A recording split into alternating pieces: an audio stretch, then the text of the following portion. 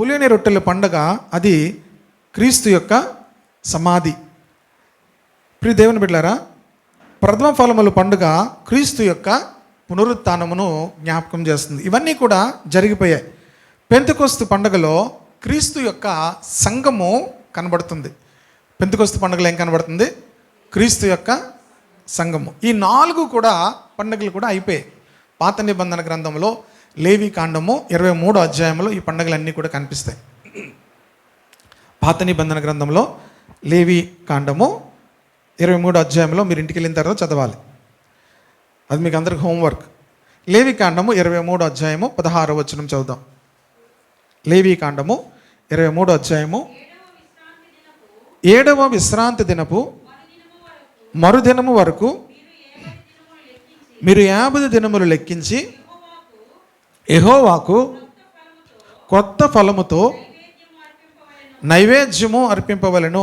ఇది వారికి చెప్పబడినటువంటి 4వ పండగ అన్నమాట.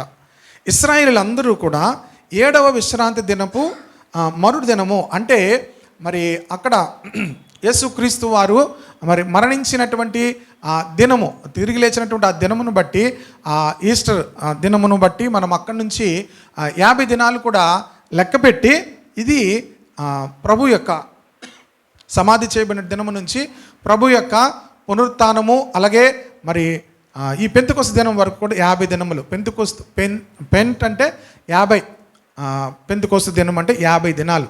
కరెక్ట్గా 50 దినాలు తరువాత పరిశుద్ధాత్మ మొట్టమొదటిగా అపోస్తుల మీద కృమ్మరించబడింది. పరిశుద్ధాత్మ అపోస్తుల మీద కృమ్మరించబడింది. కనుక ఈ 4 పండుగలు కూడా జరిగిపోయి, పెంతెకొస్తు దినం కూడా జరిగిపోయింది. తర్వాత పండుగ ఏంటంటే బూరల పండుగ. ఏం పండుగ అది? దేనికి సాదృశ్యమో తెలుసా? యేసుక్రీస్తు యొక్క రాకడ కొరకు. హల్లెలూయా. దేవుని వాక్యము సత్యము. 4 పండుగలు జరిగిపోయి 5వ పండుగ జరగబోతుంది. హల్లెలూయా. ఇప్పుడు మనకి ఇంకా మనం ఏ స్టేజ్లో ఉన్నామంటే క్రిస్మస్ చేసుకునే స్టేజ్లో ఉన్నాం మనం. బైబిల్లో అసలు క్రిస్మస్ అనే మాట లేదు, క్రిస్మస్ గురించి ఏమీ లేదు. బైబిల్లో క్రిస్మస్ గురించి ఏమీ లేదు, క్రిస్మస్ గురించి ఎవరూ సెలబ్రేట్ చేయలేదు. అపోస్తలులు సెలబ్రేట్ చేశారా? లేదు. కానీ క్రిస్మస్ మనం ఏం చేస్తాం? చాలా గ్రాండ్గా చేస్తారు కదా. అసలు యాక్చువల్గా సెలబ్రేట్ చేసుకోవాల్సింది ఈ దినం, పెంతెకొస్తు దినం. హల్లెలూయా. ఎందుకంటే ఈ పెంతెకొస్తు దినమందే సంఘం ఏమైందంటే మొట్టమొదటిసారిగా సంఘం ప్రారంభమైంది. ఎప్పుడైతే అపోస్తలుల మీదకు వాళ్ళందరూ కూడా యేసు ప్రభు వారు తిరిగి లేచిన తర్వాత 40 దినాలు వారందరికీ కూడా కనబడ్డారు. 500 మందికి ఆయన కనబడిన తరువాత ఆయన ఆరోహణం అయిపోయాడు. అంటే పరలోకానికి ఆయన మరలా వెళ్ళిపోయాడు. ఆ తర్వాత అపోస్తలు అందరూ కూడా మేడగదిలోనికి వెళ్ళి వాళ్ళు ఏం చేసేవారంటే ప్రార్థన చేసేవారు. అపోస్తల కార్యములు 1వ అధ్యాయము 14వ వచనం చూద్దాం.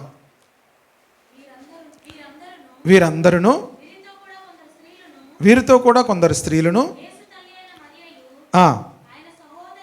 ఆయన సహోదరులను ఏక మనసుతో ఎడతెగక ప్రార్థన చేయుచుండిరి. 10 దినాలు, అది 40 దినాల వరకు యేసు ప్రభు వారు ఆయన కనిపించారు. తరువాత ఆయన పరలోకమునకు ఆరోహణమయ్యారు. ఆరోహణమైన తరువాత 10 దినములు కూడా అపోస్తలు అందరూ కూడా ఏం చేశారంటే, అపోస్తలు వారితో కూడా కొందరు స్త్రీలు, యేసు తల్లి అయిన మరియయు ఆయన సహోదరులను ఏక మనసుతో ఎడతెగక ప్రార్థన చేయుచుండిరి. వారందరూ కలిసి ఆ మేడగదిలో ఏం చేస్తున్నారంట, కలిసి వారందరూ కూడా ప్రార్థన చేస్తూ ఉన్నారు. చేస్తున్నటువంటి సమయంలో 2వ అధ్యాయము 1వ వచనం, పెంతెకొస్తు పండగ దినం వచ్చినప్పుడు అందరూ ఒక చోట కూడి ఉండేరి. అందరూ ఏం చేశారట? ఒక చోట కూడి ఉండేరి. ప్రియ దేవుని బిడ్డలారా, దేవుని యొక్క ఆత్మ ఎప్పుడు కుమ్మరించబడుతుందంటే ఏక మనసుతో మనం ఉండాలి. హల్లెలూయా. ఏ మనసుతో ఉండాలి? ఏక మనసుతో ఉండాలి. వాళ్ళందరూ కూడా ఏక మనసుతో ఒక చోట కూడి ప్రార్థన చేస్తున్నారు. అంతేకాదు మరొక చోట ఏముంది? ఇక్కడ 2వ అధ్యాయము, పెంతెకొస్తు పండగ దినం వచ్చినప్పుడు అందరూ ఒక చోట కూడి ఉండేది.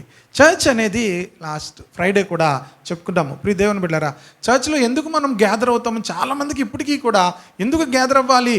ప్రియ దేవుని బిడ్డలారా, మనం అందరము ఒక చోట కూడి ఉన్నప్పుడు దేవుడు తన ఆత్మను కుమ్మరిస్తాడు. హల్లెలూయా.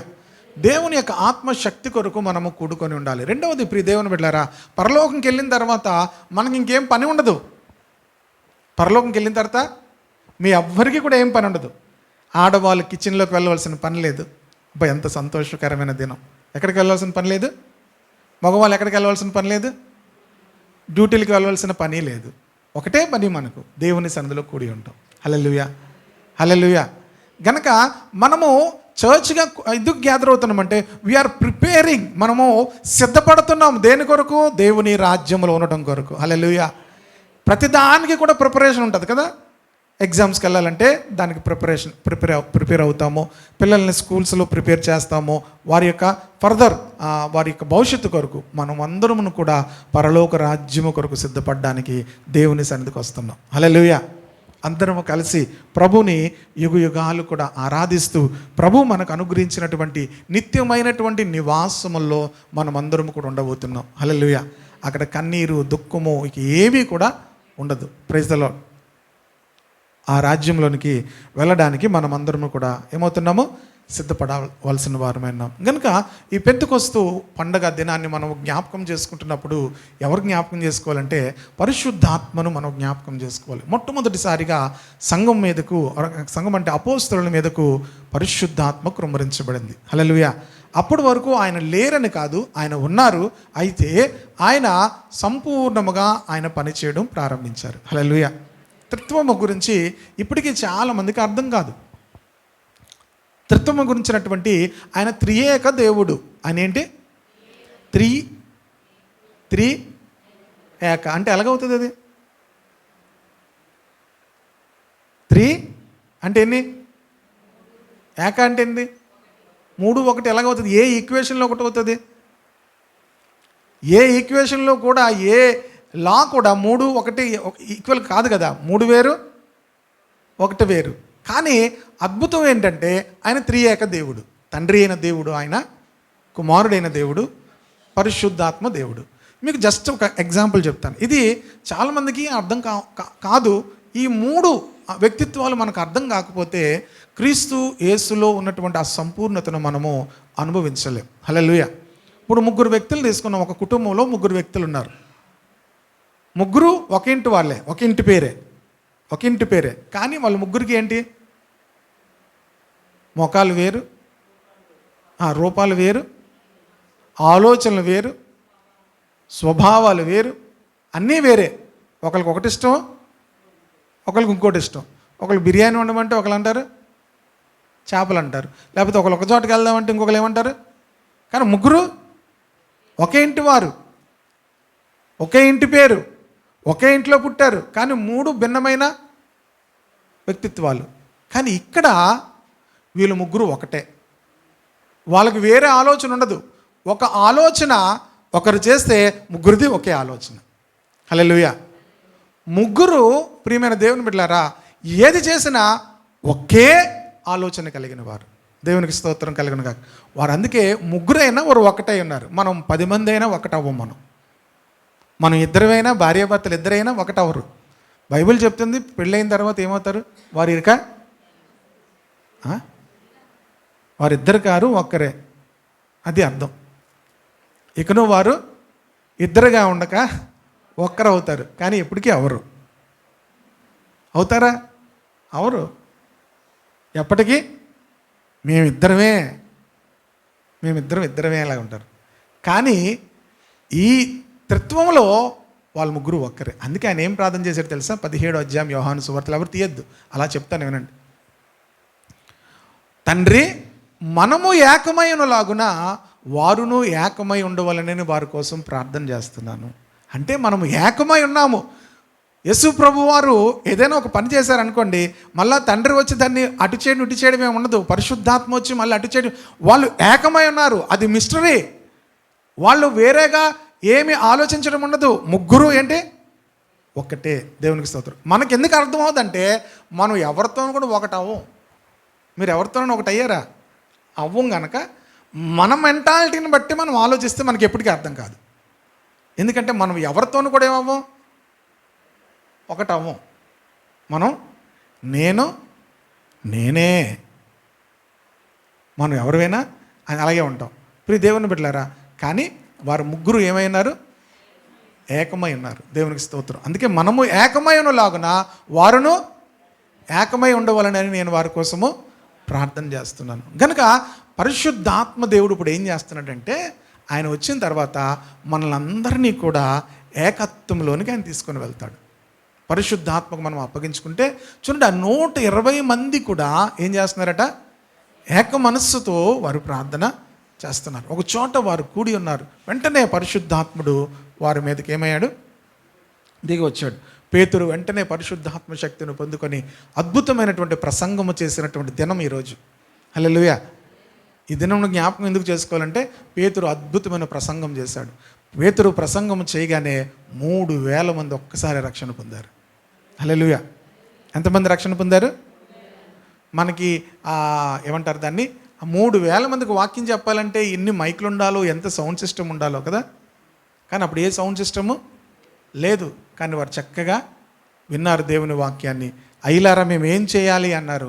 వారందరూ కూడా, మీరు ప్రభువైన యేసుక్రీస్తు నామమున మీరందరూ కూడా మారు మనస్సు పొంది పాపక్షమాపణ నిమిత్తము బాప్తిసం తీసుకోవాలన్నప్పుడు వారందరూ బాప్తిసం తీసుకున్నారు. అప్పుడు పరిశుద్ధాత్మ వరమును వారు పొందుకున్నారు. ప్రియ దేవుని బిడ్డలారా, ఇదంతా కూడా జరిగిపోయినటువంటి విషయాన్ని మనం జ్ఞాపకం చేసుకుంటున్నాం. కనుక అప్పుడు జరిగినటువంటి కొన్ని విషయాలు, పరిశుద్ధాత్మ ఎందుకొరకు ఆయన మనకు అనుగ్రహించబడ్డాడు, ఆ కార్యముల కొరకు కొన్ని మాటలు మీకు చూపిస్తాను. యోహాను సువార్త 14వ అధ్యాయము 16వ వచనం. యోహాను సువార్త మీరు ఒకళ్ళు తీయకపోతే అందులో చూసి చదివేచ్చు. నేను తండ్రిని వేడుకుందును, మీ యొద్ద ఎల్లప్పుడూ ఉండుటకై ఆయన వేరొక ఆదరణకర్తను, అనగా సత్యస్వరూపియగు ఆత్మను మీకు అనుగ్రహించును. నేను తండ్రిని వేడుకుంటాను, ఆయన మీ కొరకు ఎవరిని పంపిస్తాడు? వేరొక ఆదరణకర్తను పంపిస్తాడు.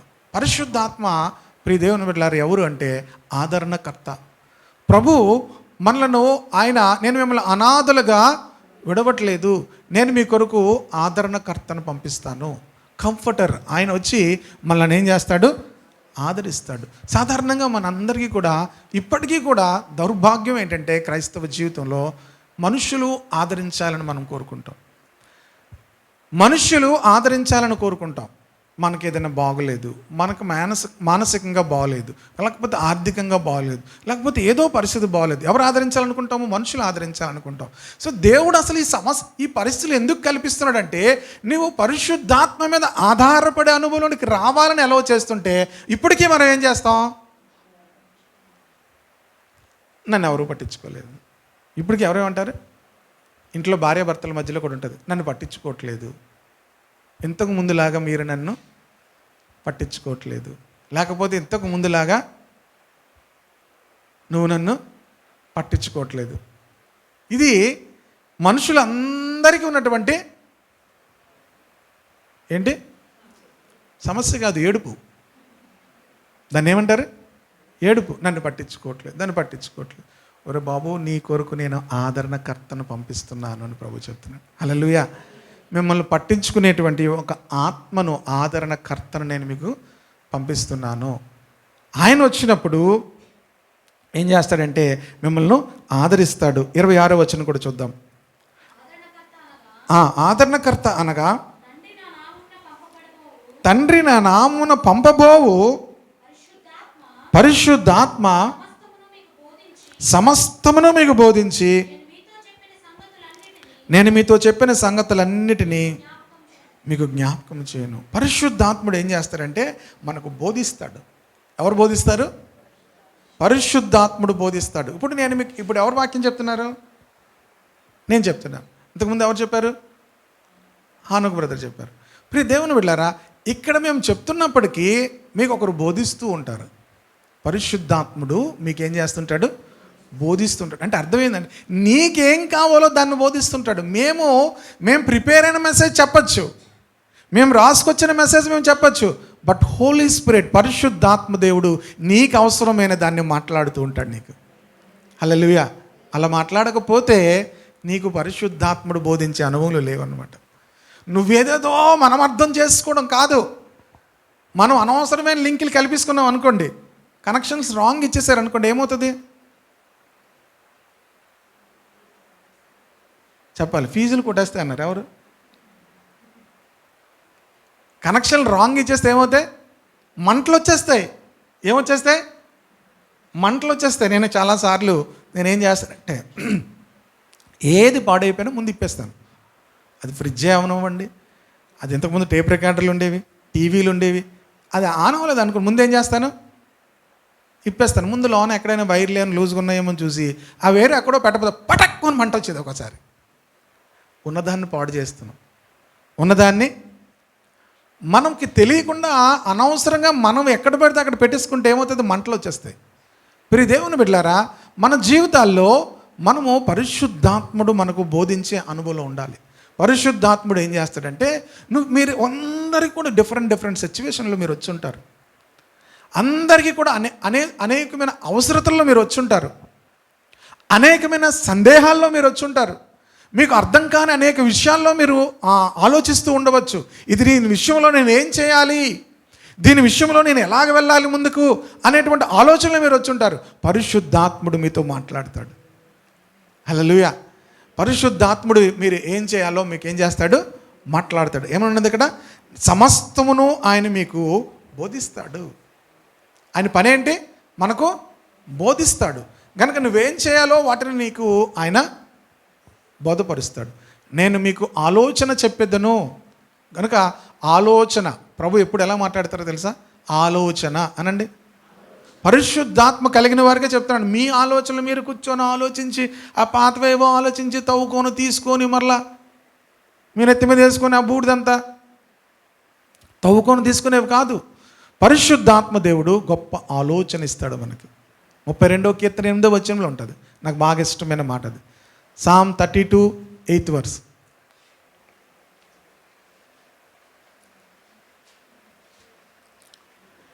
నీ మీద నీకు ఉపదేశము చేసేదను,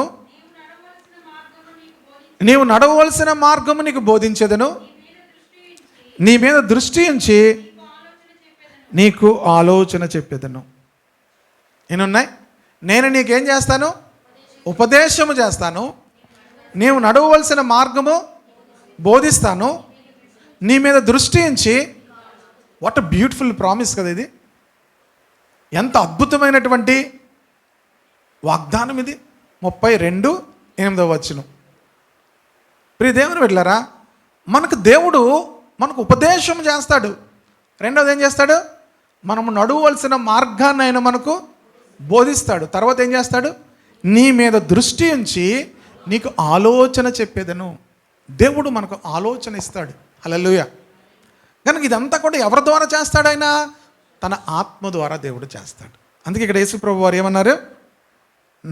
అనగా తండ్రి నా నామమున పంపబోవు పరిశుద్ధాత్మ. హల్లెలూయా. జాగ్రత్తగా బైబిల్ చదివితే బైబిల్లో ఎక్కువ సార్లు ప్రతి చోట కూడా ఆ త్రిత్వం కనిపిస్తుంది. ఆదరణకర్త అనగా తండ్రి నా నామమున. చూడండి, తండ్రి నా నామం అంటే ఎవరు? యేసుక్రీస్తు నామం. పరిశుద్ధాత్మ. అక్కడ ముగ్గురు కనిపించారా? కానీ వాళ్ళ ముగ్గురు ఒకరే. దేవునికి స్తోత్రం కలుగును గాక. హల్లెలూయా. మీకు ఇంకా అర్థం అవ్వాలంటే యూదులు ఏం చేస్తారంటే, నువ్వు ఒక్కడవే నీ గురించి సాక్ష్యం చెప్పుకుంటున్నారు, ఎవడు ఒక్కడి సాక్ష్యం కరెక్ట్ కాదు అంటారు యోహాను సువార్తలు. ఒక్కడి సాక్ష్యం ఏం కాదు. ఇప్పుడు ఎప్పుడైనా సరే నా సాక్ష్యం ఏంటి కరెక్ట్ కాదు, నా గురించి నేనే సాక్ష్యం చెప్పుకుంటే వాళ్ళు అంటారు, నీ గురించి నువ్వే సాక్ష్యం చెప్పుకున్నావు, నీ సాక్ష్యం కరెక్ట్ కాదు అంటారు వాళ్ళు. అప్పుడు అంటాడు ఆయన, నేను ఒక్కడిని కాదు, నేను నా తండ్రి ఉన్నాము, నేను నా తండ్రి ఉన్నాము, కనుక ఇద్దరు సాక్ష్యం కరెక్టే. దేవునికి స్తోత్రం కలుగునుగా. హల్లెలూయా. కనుక యేసు ప్రభు అని అంటారు, నేను నా తండ్రి కలిసి ఉన్నాము, ఏకమై ఉన్నాము. కనుక వాళ్ళు ముగ్గురు కూడా ఏకమై ఉన్నారు. ఆదరణకర్త అనగా తండ్రి నా నామమున పంపబోవు పరిశుద్ధాత్మ సమస్తమును మీకు బోధిస్తాడు. హల్లెలూయా. సమస్తమును కూడా ఏం చేస్తాడు? బోధిస్తాడు మనకి. సో బ్యూటీ ఏంటంటే ఆయన బోధించినప్పుడు దానికి నోరు మూసుకొని మనం లోబడాలి. అప్పుడు అద్భుతాలు జరుగుతాయి. దేవునికి స్తోత్రం కలుగుగాక. ఆయన మనకు బోధిస్తున్నప్పుడు మనం లోబడితే God will do wonders in our lives. హల్లెలూయా. మనకు అర్థం కాని విషయాలను దేవుడు ఏం చేస్తాడు? బోధిస్తాడు. అంతేకాదు 16వ అధ్యాయము 8వ వచనం కూడా చూద్దాం. 16వ అధ్యాయము. ఆయన వచ్చి పాపమును గూర్చియు నీతిని గూర్చియు తీర్పును గూర్చియు. పరిశుద్ధాత్మ యొక్క మరొక పని ఏంటంటే ఆయన ఆదరణకర్త, ఆయన మనకు బోధిస్తాడు సమస్తమును. అంతేకాదు ఆయన ఒప్పింప చేస్తాడు మనలను. ఏం చేస్తాడు? ఆయన ఒప్పింప చేస్తాడు. పరిశుద్ధాత్మను గురించినటువంటి అవగాహన చాలామందికి ఉండదు. పరిశుద్ధాత్మతో కలిసి నడవరు. గనుకనే పరిశుద్ధాత్మ యొక్క ఆ పరిచర్య ఉంటే ఎంత అద్భుతం అంటే ఆయన మనల్ని ఒప్పింప చేస్తాడు ప్రతి విషయంలో కూడా. ఆయన వచ్చి ఏం చేస్తాడు? పాపమును గూర్చియు నీతిని గూర్చియు తీర్పును గూర్చియు లోకమును ఒప్పింప చేస్తాడు. 3 ఉన్నాయి. ఒకటి పాపం ఉంది. పాపం విషయమే మనుషుల్ని ఏం చేస్తాడు? ఒప్పింప చేస్తాడు. మనం ఒప్పుకోం. మనం అన్నీ కూడా మనకు ఎలాగుంటాయి? మనకు ఎలాగుంటాయి? మంచిగానే ఉంటాయి. కాకి పిల్ల, కుక్క పిల్ల, పిల్లి పిల్ల, ఎలక పిల్ల, ఇంకేం పిల్లలు ఉంటాయి? పాము పిల్ల. దేని పిల్ల దానికి. మనం ఎంత పంది పిల్ల, మనం ఎంత చిరాగ్గా ఉన్నా కూడా దాని పిల్ల దానికే ముందు. అలాగే మనం అన్నీ కూడా మనకు అలాగే ఉంటాయి. కానీ పరిశుద్ధాత్ముడు ఏం చేస్తాడంటే మనలను పాపమును గురించి ఒప్పింప చేస్తాడు. He will convict. ఆయన పాపం విషయమే మనల్ని ఏం చేస్తాడు? ఒప్పింప చేస్తాడు. ఎప్పుడు మనము ఏ విషయంలోనైనా తప్పు చేస్తున్నప్పుడు పరిశుద్ధాత్ముడు ఏం చేస్తాడు? మనలను ఒప్పింప చేస్తాడు. కనుక లోకంలో పాపం ఉంది, మనుషుల్లో పాపం ఉంది. ఆ పాపమును గురించి మనకు ఎవరు చేయలేదులే అనుకుంటాం. నేను ఒక్కటే చేస్తాను. ఎవరు ఎక్కువ చేస్తారు? నేనేమనుకుంటాం మనం? అది కూడా వారానికి ఒక్కటే. ఏంటి? ఇంతకుముందు రోజు చూసేవాడిని, ఇప్పుడు వారానికి ఒక్కటే. ఇంతకుముందు రోజు చేసేవాడిని, ఇప్పుడు వారానికి ఒక్కటే. మనం అలా అనుకుంటాం. కానీ పరిశుద్ధాత్ముడు ఈవెన్ స్మాల్ మిస్టేక్స్ కూడా ఒప్పింప చేస్తాడు. మిమ్మల్ని ఒప్పింప చేస్తున్నాడా? ఒకవేళ ఆ అనుభవం లేకపోతే మీరు చాలా ప్రమాదంలో ఉన్నారు. ఎందుకంటే పరిశుద్ధాత్ముడు వెంటనే మనల్ని ఏం చేస్తాడు? ఒప్పింప చేస్తాడు.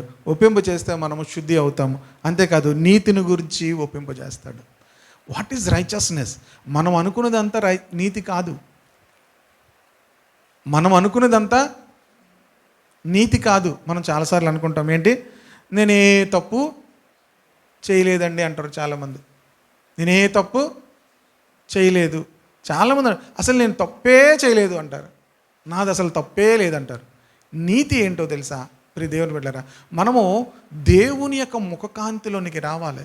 అప్పుడు మన నీతి ఏంటో అర్థమవుతుంది. యెషయా గ్రంథంలో ఒక చక్కని మాట ఉంటుంది. యెషయా గ్రంథము అది 64వ అధ్యాయంలో అనుకుంటాను. మీ నీతి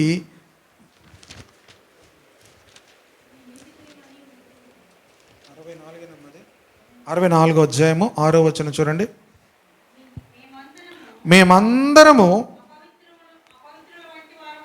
ఎవరందరూ? మనం ఇందులో కలుపుకున్నామా కలుపుకోద్దా? మేమందరము, చదవండి సిస్టర్ మళ్ళీ. అపవిత్రుల వంటి వారమైతిమి, మా నీతి క్రియలన్నీ ఎలాగున్నాయి? మా నీతి క్రియలన్నీ కూడా ఎలాగున్నాయి? నీతిని గురించి అంటే నీతి అనేది దేవుని నీతి దగ్గరకు మనలను తీసుకొని వెళ్తుంది. ప్రైజ్ ద లార్డ్, హల్లెలూయా. మన నీతి దేవుని నీతితో పోలిస్తే మన నీతి ఎలా కనిపిస్తుందట? మురికి గుడ్డలుగా ఉంటుంది. కనుక మన నీతిని బట్టి మనం బోస్ట్ అవ్వాల్సింది ఎక్కడా ఉండదు. మనం ఎంత నీతిమంతులు అని చెప్పినా కూడా అదంతా ఏంటి? మురికి గుడ్డలు. కనుక నీతిని గురించి మనలను ఏం చేస్తుంది? ఒప్పింపజేస్తుంది. అంటే నీతి మార్గంలోనికి, ప్రభువు నడిచిన మార్గంలోనికి నడిపిస్తూ మనల్ని ఎప్పటికప్పుడు ఒప్పింపజేస్తూ ఉంటుంది. తరువాత తీర్పును గురించి లోకమును ఒప్పింపజేస్తుంది. దేని గురించి? తీర్పు. There is a judgement. తీర్పు ఉంది. ప్రియ దేవుని బిడ్డలారా, మనుష్యులు చేసిన ప్రతి క్రియలకు కూడా ఒక జడ్జిమెంట్ ఉంది. మనుష్యులు చేసిన ప్రతి క్రియలకు కూడా చూడండి, కొరింథీ పత్రిక 2వ కొరింథీ పత్రిక 5వ అధ్యాయము 5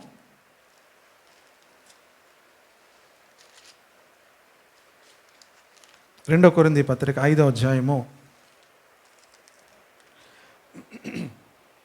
10వ వచనం. తాను జరిగించిన క్రియల చొప్పున అవి మంచివైనను సరే చెడ్డవైనను సరే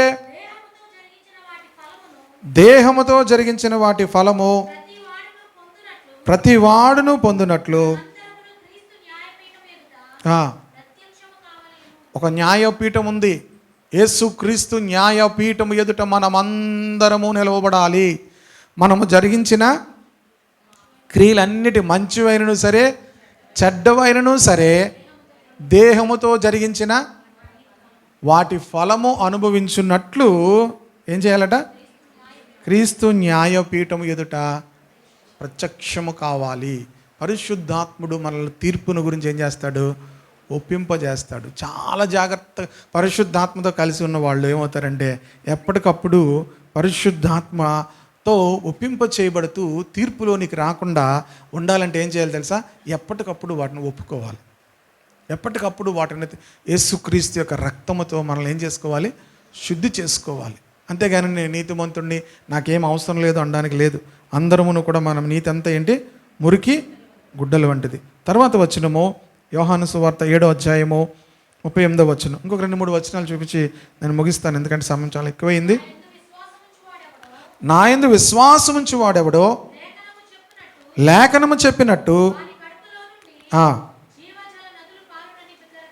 చూడండి, అది ఎవరి గురించి చెప్పారంటే తన యందు విశ్వాసముంచు వారు పొందబోవు ఆత్మను గురించి ఆయన ఈ మాటను చెప్పాను. ప్రియదేవుని బిడ్డలారా, యేసుక్రీస్తునందు విశ్వాసముంచిన వారి హృదయంలో నుంచి జీవజల నదులు పారుతాయి. హల్లెలూయా. ఏం పారుతాయి? ఎప్పుడైనా నదులు చూసారా మీరు? నదుల దగ్గర మనం ఫోటోలు తీసుకుంటాం కదా. ఎవరు లేకపోతే మనకు మనమే ఫోటో తీసేసుకుంటాం. ఈ సెల్ ఫోన్లో వచ్చి ఏమయ్యాయి అంటే సెల్ఫీలు వచ్చి, ఎవరు ఇంతకుముందు గతంలో అయితే బాబా మాకు ఫోటో తీయండి అనేవారు. ఇప్పుడు ఎవరు కూడా అవసరం లేదు. మనకు మనమే స్వార్థం అనేది అన్నిటిలో కూడా పెరిగిపోతుంది. ఇక మనకి ఎవరు అవసరం లేదు. సెల్ఫీ అయిపోయాం మనం అందరం కూడా. ఏమైపోయాం? సెల్ఫీ. నదుల దగ్గరికి వెళ్ళిపోయి ఫోటోలు తీసుకొని, చాలామంది సెల్ఫీలు తీసుకొని నదుల్లో పడిపోయిన వాళ్ళు, సెల్ఫీలు తీసుకొని కొండమీంచి పడిపోయిన వాళ్ళు, సెల్ఫీలు తీసుకొని ట్రైన్లోంచి పడిపోయిన వాళ్ళు ఎంతోమందిని చూస్తున్నాం. అయినా కూడా వాళ్ళకి ఆ పిచ్చి పోవడం లేదు. ప్రియ దేవుని బిడ్డలారా, దేవుడు అంటున్నాడు మనం సెల్ఫీలు తీసుకోవడం కాదు, అసలు మనల్ని తీసుకుంటారు ఫోటోలు. దేవునికి స్తోత్రం కలుగును కాక. మీరు ఎప్పుడైనా ఎవరి ఫోటోని ఎప్పుడైనా తీసుకుంటారా? మీకు ఇంకా అర్థం అవ్వాలంటే మీ ఎవరిదైనా ఆల్బమ్ తీసుకున్న తర్వాత, పెళ్లి ఫోటోలు చూసిన తర్వాత మీరు ఆ పెళ్ళికి వెళ్తే ముందు ఏం చేస్తుంటారు చెప్పండి? ఇలా ఇలా ఇలా తిరగేసి, మీరు కనబట్టలేదు అనుకోండి,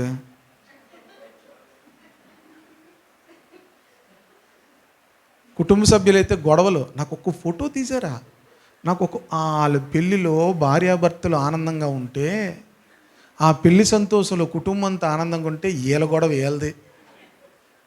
వెళ్ళిపోతారు, అలిగేస్తారు, ఫోన్ ఎత్తారు. ఏమైందమ్మా అంటే ఒక్క ఫోటో లేదండి ఆల్బంలో నాది. నీకు తీయాలా? పెళ్ళి కొడుకు పెళ్ళి కూతురుకు తీయాలా? మరి మీ ఇంట్లో జరిగేది లేదు తెలియదు. నా పెళ్ళిళ్ళు అయిన మా ఇంట్లో నేను చూశాను కదా, ఎవడో ఒకటి పెంటాడతాడండి. పెంటారావులు ఉంటారు, ఎక్కడైనా ఉంటారు. పెంటమ్మ, పెంటారావు, అందరు చెప్పండి ఏం పేరు? పెంటారావు, పెంటమ్మ. వీళ్ళు స్పెషల్ క్యాండిడేట్లు. ఎక్కడికి వెళ్ళినా పెంట చేస్తారు వీళ్ళు. ఎక్కడికి వెళ్ళినా ఏం చేస్తారు? పెంట చేస్తారు. ఆల్బమ్లో కూడా ఎవరు ఉండాలి? ఇంక నేను అనుకుంటాను ఇలాంటి వాళ్ళకి పెళ్ళి కొడుకు పెళ్ళి కూతురు పైన పెడతారు కదా ఆల్బమ్ మీద, నెట్టేస్తే ఎంత సంతోషంగా ఉంటారో. ప్రియ దేవుని బిడ్డలారా, ఎందుకు చెప్పనేది? జీవ నదులు మనలోంచి పారితే నీకు ఎవరు చెప్పకుండా నీ ఫోటో తీసుకుంటారు మనుషులు. దేవునికి స్తోత్రం కలుగును కాక. హల్లెలూయా. దేవుడు ఎందుకని చెప్తున్నాడు? నది అనేది అంత బ్యూటిఫుల్గా ఉంటుంది. మీరు ఎప్పుడైనా చూస్తే చూడండి. ఆ టీవీల్లో చూసినప్పుడు కానీ, ఆ గోదావరి వస్తుంది అనుకోండి రాజమండ్రి దాటి, కానీ అందరూ ఏం చేస్తారు? కిటికీల దగ్గరలోకి వెళ్ళిపోయి అలా చూస్తుంటారు కదా. ఎందుకు? ఆ బ్యూటీ, ఆనందాన్ని మనం అనుభవిస్తాం. నేను లాస్ట్ టైం ఉత్తరాఖండ్ వెళ్ళినప్పుడు ఆ గంగా నది స్టార్టింగ్ పాయింట్లో రిషికేష్ దగ్గరలోకి వెళ్ళాం అన్నమాట. అది చాలా క్లియర్గా ఉంటుంది అక్కడ నది. ఆ నది చూస్తే ఎంత బ్యూటిఫుల్గా ఉంటుందో. నది చాలా సంతోషాన్ని ఇస్తుంది మనుషులకు. అది జీవనది. క్రైస్తవ జీవితం ఎలాంటిదంటే, నీ జీవితం ఎంతోమందికి సంతోషం ఇచ్చేదిగా ఉండాలి, ఎంతోమందికి నిరీక్షణ ఇచ్చేదిగా ఉండాలి, ఎంతోమందికి బ్రతికించేదిగా ఉండాలి. అది జీవనది అంటే దాని చుట్టూ కూడా ఎన్నో జంతువులు, మనుషులు, పంటలు పండుతాయి, ఫలభరితముగా ఉండాలి. పరిశుద్ధాత్మ కలిగిన వారి జీవితాల్లో ప్రియ దేవుని బిడ్డలారా, వారు సంతోషించడం కాదు, వారిని బట్టి ఎంతోమంది సంతోషించేవారుగా ఉంటారు, ఎంతోమంది వారిని బట్టి బ్రతికేవారుగా ఉంటారు, ఎంతోమంది వారి ద్వారా దాహము తీర్చుకునేవారుగా ఉంటారు. ప్రియ దేవుని బిడ్డలారా, పరిశుద్ధాత్మ మనలో నుంచి జీవ నదులను ప్రవహింపచేస్తాడు. హల్లెలూయా. ప్రభు చెప్తున్నారు, మీ హృదయంలో నుంచి ఆయన ఏం చేస్తాడు, మీ కడుపులో నుండి జీవ నదులు పారుతాయి. దేవునికి స్తోత్రం కలుగును గాక. ఆయన బిగ్గరగా చెప్పాడు. ఎందుకు చెప్పాడు బిగ్గరగా? అందుకే నేను కూడా కొంచెం స్వరము ఎత్తి చెప్పాను. మీలో నుంచి జీవ నదులు పారుతాయి. పరిశుద్ధాత్మకు మీరు చోటిస్తే మీ మీద మీరు ఆధారపడకుండా, జ్ఞాని అయిన సొలొమోను అన్నాడు, నేను జ్ఞానిని కదా నువ్వు అనుకోవద్దు, నేను జ్ఞానిని కదా నువ్వు అనుకోవద్దు అన్నాడా? మనం అనుకుంటాం లేదా? మనం అనుకుంటాం అని ఆయన అన్నాడు. సామెతలు 3వ అధ్యాయంలో ఉంటుంది చూడండి. అది మనం అందరం అనుకుంటాం. మనం ఏమనుకుంటాం? నేను ఎప్పుడు అనుకోలేదండి అలాగ అన్నవాళ్ళు ఎవరైనా ఉంటే చెప్పండి. మనం అందరం అనుకుంటాం, నా అంత జ్ఞాని ఎవడు లేడు అనుకుంటాం కదా. కానీ బైబిల్ ఏం చెప్తుంది? ఎన్నో వచనం అండి? 7వ వచనం ఏముంది? నేను జ్ఞానిని కదా నువ్వు అనుకోవద్దు, చెడుతనం విడిచిపెట్టు. ఏం చేస్తాడు అప్పుడు ఆయన?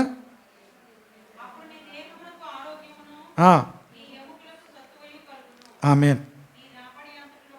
ఇంకెక్కువ వద్దండి, అలా అంత వేరే అయిపోద్ది. ప్రియ దేవుని బిడ్డలారా, దేవుడు మనము జ్ఞానులము అనుకోకూడదు, అప్పుడు తన జీవాన్ని మనలోంచి ప్రవహింపచేస్తాడు. అంటే జ్ఞాని అంటే నా ఆలోచన చాలు, నాకు నా ఆలోచన చాలు, నా నిర్ణయం చాలు అనుకుంటే పరిశుద్ధాత్ముడు మనకేం సహాయం చేయడు, పరిశుద్ధాత్ముడు మనకేమీ హెల్ప్ చేయడు. ఎప్పుడైతే నేను జ్ఞానిని కాదు, అందుకే కొత్త నిబంధనలు ఏం తెలుసా, జ్ఞాని అనుకునేవాడు ముందు వెర్రివాడు కావాలట. జ్ఞాని అవ్వాలంటే మీరు ఏమవ్వాలి? వెర్రివాడిని. ప్రభుత్వం ఏం చెప్పాలి తెలుసా? ప్రభువా నేను వెర్రివాడిని ప్రభువా, నాకు జ్ఞానం లేదు ప్రభువా, నా ఆలోచన కాదు ప్రభువా, నీ ఆలోచన దయచే, నీ జ్ఞానము దయచే అని మీరు అడుగుతుంటే దేవుడు తన యొక్క ఆత్మనిస్తాడు, జీవ నదులు నీలోంచి ప్రవహింపజేస్తాడు. హల్లెలూయా, హల్లెలూయా. అలాగే రోమా పత్రిక 8వ అధ్యాయము 26వ వచనం చదువుదాం. ఇంకొక 2 వచనాలు చెప్పి ముగిస్తాను. ఆత్మయు మన బలహీనతను చూచి సహాయం చేయుచున్నాడు. పరిశుద్ధాత్ముడు మనకు మన బలహీనతలను చూచి మనకేం చేస్తాడట? సహాయం చేస్తున్నాడు. అనగా మనం యుక్తముగా ఎలాగో ప్రార్థన చేయవలనో మనకు తెలియదు, కానీ ఉచ్చరింప సఖ్యము కాని మూలుగులతో ఆ ఆత్మ తానే మన పక్షముగా విజ్ఞాపనం చేయుచున్నాడు. పరిశుద్ధాత్ముడు మనలో ఉన్నప్పుడు ఏం చేస్తాడంటే, మనలో నుండి మన పక్షముగా ఏం చేస్తాడట? మన పక్షముగా విజ్ఞాపనం చేస్తాడట. హల్లెలూయా. మనలో ఉండి మన పక్షముగా ఏం చేస్తాడు? చాలాసార్లు మనం అనుకుంటాం, నేను బాగా ప్రార్థన చేస్తాను. ఎలా చేశాను ప్రార్థన? కొంతమంది అడుగుతారు, ఎలా చేశాను ప్రార్థన? సూపర్ అమ్మ నువ్వు అని కొంతమంది అడుగుతుంటారు కదా, ఎలాగుంది ఆ ప్రార్థన? అన్న ఒక ఫ్రెండ్ అడిగాడు నేను, అంటే తన ప్రార్థనలో ఏదో తప్పు చేస్తానని చెప్పాను అనమాట. చెప్తే, అన్నా ఇప్పుడు ఎలా చేశాను ప్రేయర్? సూపర్. అది మీ ప్రార్థన కాదు, మీలో ఉండి మీ పక్షముగా పరిశుద్ధాత్ముడు చేస్తాడు. That is the wonderful thing. హల్లెలూయా. ఆయన తర్వాత వచనాల్లోకి వెళ్తే పరిశుద్ధుల పక్షముగా దేవుని చిత్తానుసారంగా ప్రార్థన చేస్తాడు. మీరు ప్రార్థన చేస్తే ఏం చెప్తారు? మీకు ఏం కావాలో చెప్తారు, ఎలా కావాలో చెప్తారు, ఎంత పొడుగో ఎంత పొట్టో ఇవన్నీ కూడా, తెల్లగా ఉండాలి నల్లగా ఉండాలి అన్నిటికి కూడా చెప్తారు మీరు. కానీ పరిశుద్ధాత్ముడు ఏం చేస్తాడట? దేవుని చిత్త ప్రకారము పరిశుద్ధుల కొరకు విజ్ఞాపనం చేస్తాడు. దేవుని చిత్త ప్రకారంగా చేస్తాడు. హల్లెలూయా. పరిశుద్ధాత్మను మనలోంచి ప్రార్థన చేస్తే ఆ ప్రార్థన నూరంతలుగా నెరవేరిపోతుంది. హల్లెలూయా. ఎందుకంటే దేవుని చిత్త ప్రకారముగా పరిశుద్ధుల పక్షముగా ఆయన ఏం చేస్తాడు? విజ్ఞాపనం చేస్తాడు. ఇంకొక 2 వచనాలు, మొదటి కొరింథీ పత్రిక 12:7 అయినను అందరి ప్రయోజనము కొరకు. దాని అర్థం ఏంటంటే ఆ 12:7 నుంచి మీరు చూస్తే పరిశుద్ధాత్ముడు ఏం చేస్తాడంటే ఆత్మ ప్రత్యక్షత అంటే 9 కృపావరాలను ఇస్తాడు. హల్లెలూయా. ఒకసారి అందరికీ 9 కృపావరాలు రావు, ఒక్కొక్కరిలో కనీసం ఒకటి ఉంటుంది. మీకు తెలుసా, మీలో ఒక కృపావరం కంపల్సరీ ఉంటుంది. మీరు రక్షించబడి పరిశుద్ధాత్మను పొందుకుంటే ఖచ్చితంగా మీలో ఏముంటుంది? ఒక కృపావరం ఉంటుంది. హల్లెలూయా. కనుక ఆ 9 కృపావరాల్లో ఒక కృపావరం ఖచ్చితంగా దేవుడు మీకు ఇస్తాడు. ఇంకా కృపావరాలు ఉన్నాయి, తర్వాత ఎప్పుడైనా చెప్పచ్చు. కనుక పరిశుద్ధాత్ముడు అందరి ప్రత్యక్షత కొరకు, ఆ ప్రత్యక్షత అనే మాట అందరి ప్రయోజనము కొరకు అని ఉంటుంది. మనల్ని దేవుడు ఏం చేస్తాడంటే ప్రయోజనకరముగా చేస్తాడు. ఒకవేళ మీరు అనుకోవచ్చు, నాకేమీ తెలియదండి, నాకేమీ రాదండి, నేను ఎవరికి ఉపయోగంగా ఉండనని మీరు అనుకోవచ్చు. సంఘములో ఉన్న వాళ్ళందరూ కూడా ఉపయోగకరమైన వాళ్ళే. హల్లెలూయా. ఎవరికి ఉపయోగకరమైన వాళ్ళు? సంఘానికి, దేవునికి, మీ పక్క వాళ్ళకి, మీ చుట్టూ ఉన్న వాళ్ళకి మీరు అందరూ ఉపయోగకరమైన వాళ్ళే. దేవునికి స్తోత్రం కలుగును గాక. హల్లెలూయా. దేవుడు మనందరి కోసం, మనందరి ప్రయోజనము కొరకు ఆత్మ ప్రత్యక్షతను ఇస్తాడు. తర్వాత ప్రియ దేవుని బిడ్డలారా, యోహాను సువార్త 16:13 ఆయన సర్వసత్యములోనికి మనల్ని నడిపిస్తాడు. ఎక్కడ నడిపిస్తాడు? సర్వసత్యములోనికి నడిపిస్తాడు. మనం అందరము సత్యము దేవుని యొక్క వాక్యము, కానీ దేవుని యొక్క వాక్యములో ఒక ప్రత్యక్షత ఉంది. ఆ ప్రత్యక్షత సర్వసత్యములోనికి మనల్ని నడిపిస్తాడు. హల్లెలూయా. దేవుని వాక్యం నేను చదువుకుంటానండి, రోజు చదువుకుంటానని అనుకుంటాం, కానీ రోజు చదువుకున్నా మీకు సత్యము అర్థమవదు, ఇంకా సర్వసత్యంలోని కూడా వెళ్ళరు. ప్రియ దేవుని బిడ్డలారా, మీరు నా వాక్యమందు నిలిచిన వారైతే సత్యమును మీరు గ్రహిస్తారు. వాక్యములో నడిస్తే సత్యమును గ్రహిస్తాము. పరిశుద్ధాత్మ వచ్చి మనల్ని ఎక్కడ తీసుకెళ్తుంది? సర్వసత్యములోనికి నడిపిస్తాడు. కనుక ప్రియ దేవుని బిడ్డలారా, తర్వాత లాస్ట్ వచనము యోహాను సువార్త 16:14 ఆయన నా వాటిలోను తీసుకొని మీకు తెలియచేను గనుక నన్ను మహిమపరచును. పరిశుద్ధాత్ముడు ఎప్పుడు కూడా ఏం చేస్తాడంటే ప్రభువుని మహిమపరుస్తాడు. ఆమె పరిశుద్ధాత్ముడు ఎప్పుడు ఏం చేస్తాడు? ప్రభువును మహిమపరుస్తాడు. మీరు ఎప్పుడైనా సరే వాళ్ళు పరిశుద్ధాత్మ, వాళ్ళు దేవుని ఆత్మ కలిగి ఉన్నారా లేదని తెలుసుకోవాలంటే పరిశుద్ధాత్మకున్న లక్షణం ఏంటంటే ప్రభువును మహిమపరుస్తాడు. ఆమె చాలాసార్లు మనల్ని మనమే మహిమపరుచుకుంటాం. మనల్ని మనమే, నేను ప్రార్థన చేస్తే మన ఎవరు అంటున్నారే, నేను ప్రార్థన చేశాను దేవుడు కార్యం చేశాడు. నేను కాదు, ఎవరు చేశారు? ప్రభు చేశారు. దేవునికి స్తోత్రం. ప్రార్థన కూడా ఎవరు చేశారు? అందరూ. పరిశుద్ధాత్ముడు నాలో ఉండి ఏం చేస్తున్నాడు? ప్రార్థన చేస్తున్నాడు. కనుక ఎక్కడ మహిమ ఎవరికి? దేవునికే మహిమ. దేవునికి స్తోత్రం కలుగునుగా. పరిశుద్ధాత్మ కలిగిన వారు ఏం చేస్తారంటే ప్రతి విషయంలో దేవునిని మహిమపరుస్తారు. ప్రతి మాటలో దేవుని మహిమపరుస్తారు. ప్రతి కదలికలో దేవునిని మహిమపరుస్తారు. ఒక రకంగా చెప్పాలంటే వాళ్ళ జీవితమే దేవునిని మహిమపరిచే జీవితాలుగా మారిపోతాయి. అందుకే పేతురు యోహాన్లు ఏమన్నారు? ఆ పుట్టి కుంటివాడు బాగైపోయి గంతులేసుకొని వాళ్ళతో నడిచి వచ్చేస్తుంటే అందరూ ఎవరి వైపు చూస్తున్నారు? మనం అందరం అలాగే ఎవరైనా పాస్టర్ గారు వచ్చి ప్రార్థన చేస్తే కుంటుడు కాళ్ళు వచ్చి అంటే మనం అందరం ఎవరి వైపు చూస్తాం? చిన్న చెయ్య నా మీద వేసేయండి, చిన్న చెయ్యి వేసేయండి, నా మీద ఒక్కసారి చెయ్యేసి వెళ్ళిపోండి అంటాం.